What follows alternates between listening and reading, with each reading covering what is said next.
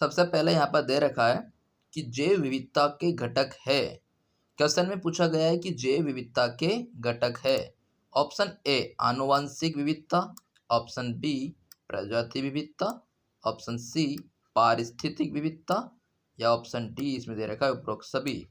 तो जैव विविधता के घटक आनुवंशिक विविधता भी होता है, प्रजाति विविधता होता है, पारिस्थितिक विविधता भी होती है और उपरोक्त सभी। तो आंसर हो जाएगा ऑप्शन डी उपरोक्त सभी।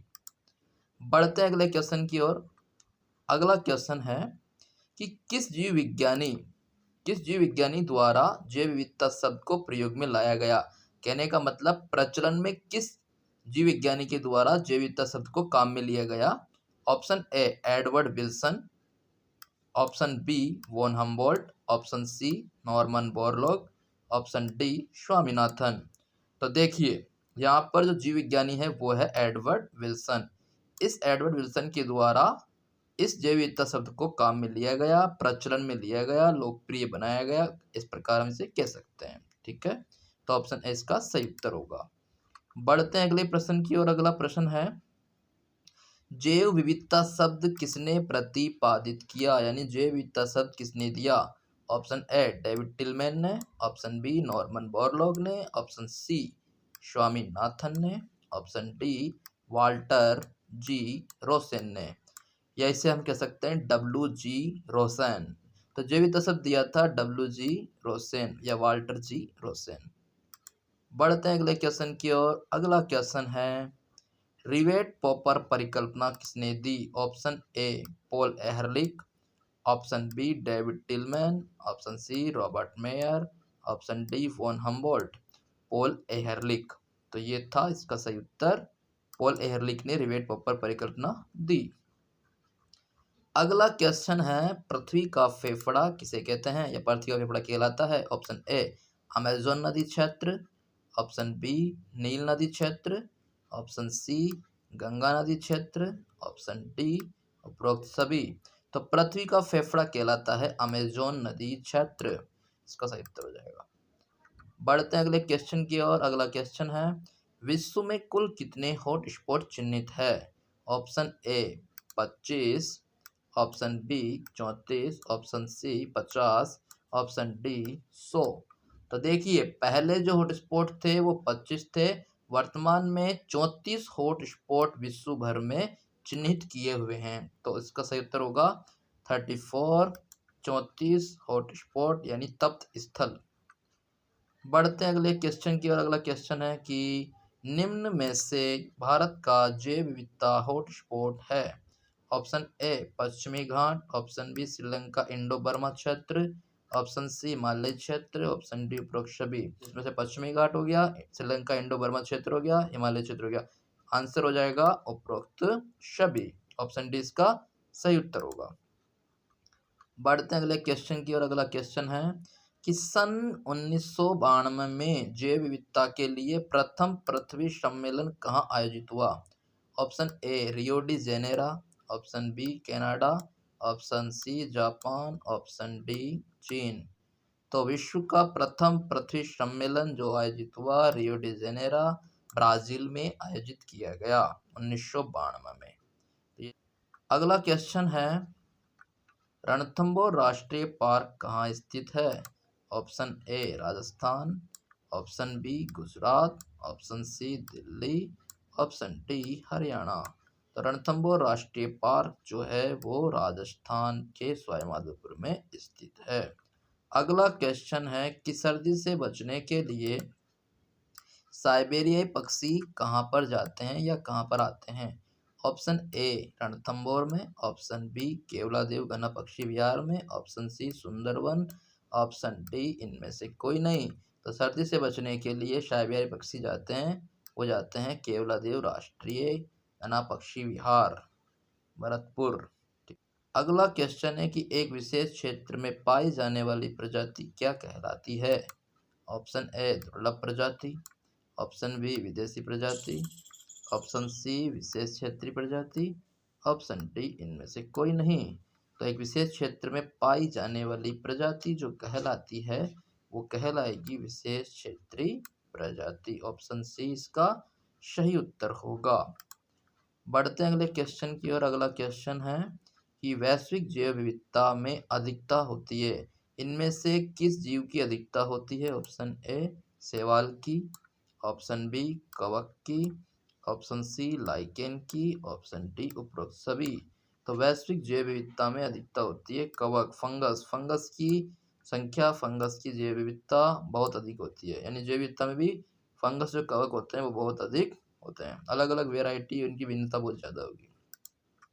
अगला क्वेश्चन है, भारत का राष्ट्रीय जलीय जीव है? ऑप्शन ए नदी की डॉल्फिन, option B blue whale, option C समुद्री गाय, ऑप्शन डी गंगा की शार्क। गंगा की शार्क, ये शार्क है ना कि मछली, या डॉल्फिन नहीं है, ठीक है। जबकि अगर गंगा की डॉल्फिन या गांगे डॉल्फिन लिखा होता तो वो हो जाएगा, नदी की डॉल्फिन को ही गांगे डॉल्फिन कहेंगे, तो ऑप्शन ए इसका सही उत्तर होगा। यही है भारत का राष्ट्रीय जलीय जीव, गंगा की डॉल्फिन, गांगे डॉल्फिन या नदी की डॉल्फिन। अगला क्वेश्चन है, निम्न में से किस वैज्ञानिक ने जातीय क्षेत्र संबंध को वर्णित किया? क्वेश्चन यहाँ से पूछा गया है कि जातीय क्षेत्र संबंध, इस सिद्धांत को किसने बताया? तो इसके बारे में बताने वाले कौन है? Option A David Tilman, option B von Humboldt, option C Gregor John Mendel, option D Charles Darwin. ये जो है जातीय क्षेत्र संबंध बताने वाले, ऑप्शन बी वॉन हम्बोल्ट। क्या हो जाएगा? Von Humboldt. और विश्व में भारत की जैव विविधता का योगदान कितना प्रतिशत है?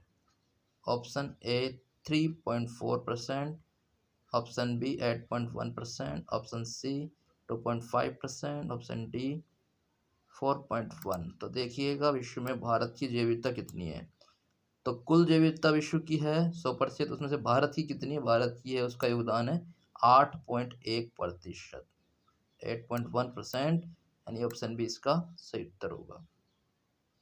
ठीक है, कि वन्य जीव सप्ताह कब मनाया गया? ऑप्शन ए जनवरी के प्रथम सप्ताह में, ऑप्शन बी फरवरी के प्रथम सप्ताह में, ऑप्शन सी जून के प्रथम सप्ताह में, ऑप्शन डी अक्टूबर के प्रथम सप्ताह में। तो वन्य जीव सप्ताह कब मनाया जाता है? तो ये हो जाएगा अक्टूबर के प्रथम सप्ताह में वन्य जीव सप्ताह मनाया जाता है, ऑप्शन डी इसका सही उत्तर होगा। पर्यावरण दिवस ये मनाया जाएगा 5 जून को। कब मनाया जाएगा? 5 जून। अगला क्वेश्चन है, रेड डाटा बुक में किसके आंकड़े होते हैं? ऑप्शन ए लाल पुष्पी पौधों के, ऑप्शन बी लाल मछलियों के, ऑप्शन सी विलुप्त पौधे और जंतुओं के, ऑप्शन डी लाल पक्षियों के। तो यहाँ पर रेड डाटा बुक यानी कि लाल आंकड़ा सूची, लाल आंकड़ा पुस्तिका में किसके आंकड़े होते हैं? तो विलुप्त पौधे और जंतुओं के आंकड़े इसमें होते हैं। कि जैव विविधता की अवधारणा किसने विकसित की? Option A Norman Mayer, option B von Humboldt, option C Paul Ehrlich, option D इनमें से कोई नहीं। तो यहाँ पर जैव विविधता की अवधारणा को बताने वाले जो वैज्ञानिक थे वो थे नॉर्मन मेयर, ऑप्शन ए इसका सही उत्तर है। और निम्न में से किस अभ्यारण्य में एशियाई शेर मुख्य रूप से पाए जाते हैं? Option A Jim Corbett, option B Gir अभ्यारण्य, ऑप्शन सी सुंदरबन अभ्यारण्य, ऑप्शन डी इनमें से कोई नहीं। तो ये पाए जाते हैं गिर अभ्यारण्य गुजरात, इसमें ये क्या होंगे? एशियाई शेर मुख्य तौर पे पाए जाएंगे। ऑप्शन अगला क्वेश्चन है कि लाल सूची में शामिल प्रजाति है? ऑप्शन ए विलुप्त प्रजाति, ऑप्शन बी दुर्लभ प्रजाति, ऑप्शन सी अनुसूचित प्रजाति, ऑप्शन डी उपरोक्त सभी। तो विलुप्त प्रजाति होती है, दुर्लभ प्रजाति होती है, अनुसूचित प्रजाति भी होती है, तो ऑप्शन डी इसका सही उत्तर होगा। लाल सूची में तीनों ही प्रजातियों को स्थान दिया गया है। अगला क्वेश्चन है कि दुधवा खारा राष्ट्रीय पार्क कहाँ स्थित है? Option A Uttar Pradesh, option B Madhya Pradesh, option C Himachal Pradesh, option D इनमें से कोई नहीं। तो दुधवा खारा राष्ट्रीय पार्क जो स्थित है वो उत्तर प्रदेश में स्थित है, ऑप्शन ए इसका सही उत्तर होगा। अगला क्वेश्चन है कि भारत में प्रोजेक्ट टाइगर परियोजना की शुरुआत कब हुई? Option A 1996, option B 1986, option C 1983, option D 1973। तो भारत में प्रोजेक्ट टाइगर परियोजना की जो शुरुआत हुई वो 1973 में हुई, तो ऑप्शन डी इसका सही उत्तर होगा। अगला क्वेश्चन है कि भारत का प्रथम राष्ट्रीय उद्यान कौन सा है? भारत का प्रथम राष्ट्रीय उद्यान ऑप्शन ए कान्हा राष्ट्रीय उद्यान, ऑप्शन बी गिर राष्ट्रीय उद्यान, ऑप्शन सी जिम कॉर्बेट राष्ट्रीय उद्यान, ऑप्शन डी इनमें से कोई नहीं। तो भारत का प्रथम राष्ट्रीय उद्यान, फर्स्ट नेशनल पार्क कहाँ पर है? तो ये है जिम कॉर्बेट राष्ट्रीय उद्यान। जिम कॉर्बेट राष्ट्रीय उद्यान को पहले हेली नेशनल पार्क भी कहते थे, बाद में इसका नाम जिम कॉर्बेट रखा। जिम कॉर्बेट से वापस से इसका नाम अब कॉर्बेट राष्ट्रीय उद्यान रखा हुआ है। ठीक है, तो इसका सी ऑप्शन इसका सही उत्तर होगा। अगला क्वेश्चन है कि जिम कॉर्बेट राष्ट्रीय उद्यान में से किस वन्य जीव के लिए जाना जाता है?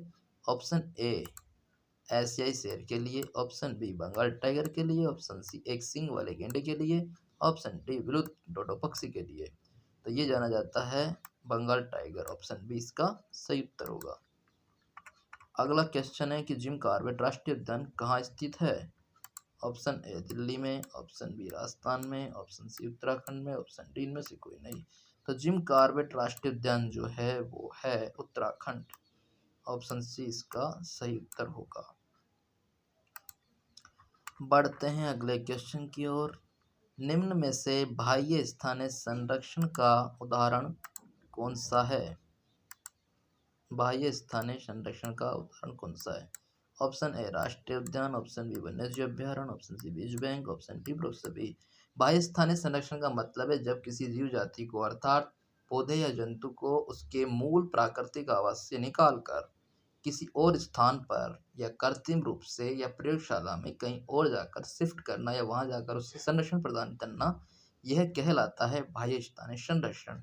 तो देखिए राष्ट्रीय उद्यान तो स्वस्थानीय संरक्षण होता है, वन्यजीव अभ्यारण्य में स्वस्थानीय संरक्षण होता है, बीज बैंक जो होता है वो क्या होगा? एक प्रकार का बाह्य स्थानीय संरक्षण होगा। ठीक है, एक्स2 कंजर्वेशन। अगला क्वेश्चन है पेवोक्रिस्टेटस किसे कहते हैं? ऑप्शन ए राष्ट्रीय पक्षी को, राष्ट्रीय पक्षी क्या होता है? मोर, ऑप्शन बी राष्ट्रीय पशु बाघ को, ऑप्शन सी राष्ट्रीय पुष्प कमल को, या ऑप्शन डी इनमें से कोई नहीं। तो पेवोक्रिस्टेटस जो वैज्ञानिक नाम है, जैविक नाम है, वो है राष्ट्रीय पक्षी मोर का। तो मोर को कहते हैं पेवोक्रिस्टेटस। अगला क्वेश्चन है कि राष्ट्रीय पशु का जैविक नाम क्या है?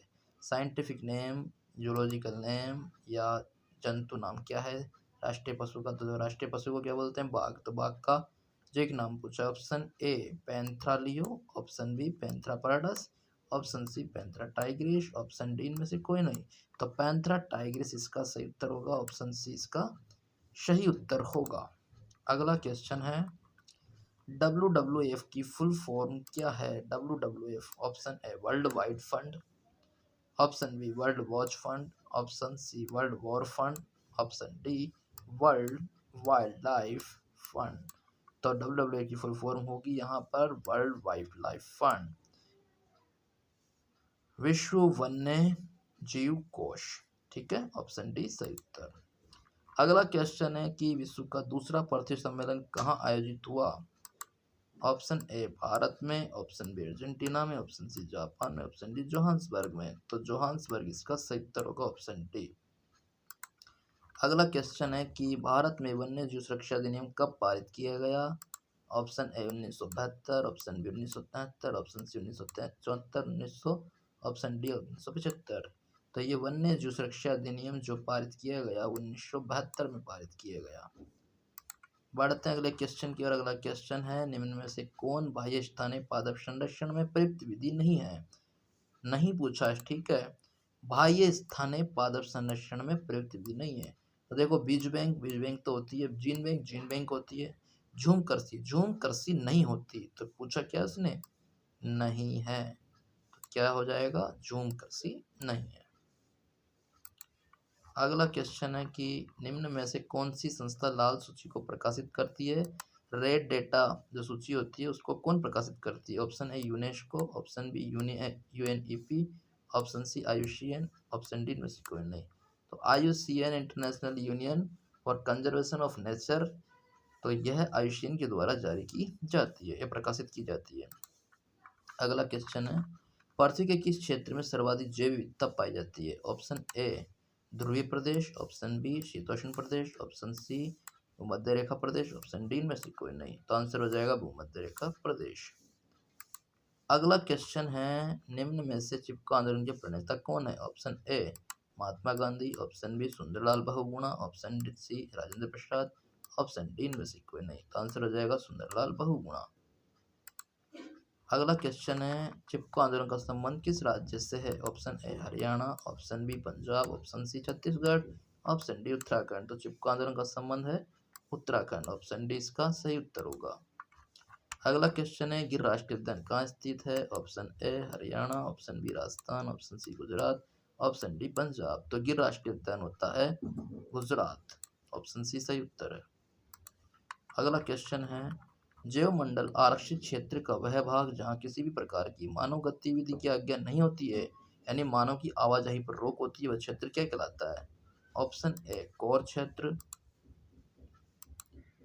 ऑप्शन ए कोर क्षेत्र, ऑप्शन बी बफर क्षेत्र, ऑप्शन सी पारगमन क्षेत्र, ऑप्शन डी इनमें से कोई नहीं। आंसर हो जाएगा कोर क्षेत्र। ये बिल्कुल आंतरिक स्थान होता है जहाँ पर किसी की मानव की आवाजाही नहीं होती। अगला क्वेश्चन है, एक जीव जाति जो भविष्य में विलोपन की चरमता का सामना कर रही होगी तो उसे क्या कहते हैं? ऑप्शन ए शुभेद जाति, ऑप्शन बी स्थानिक जाति, ऑप्शन सी क्रांतिक संकटापन्न जाति, ऑप्शन डी विलुप्त जाति। तो क्रांतिक संकटापन्न जाति वो कहलाएगी, ऑप्शन सी इसका सही उत्तर होगा।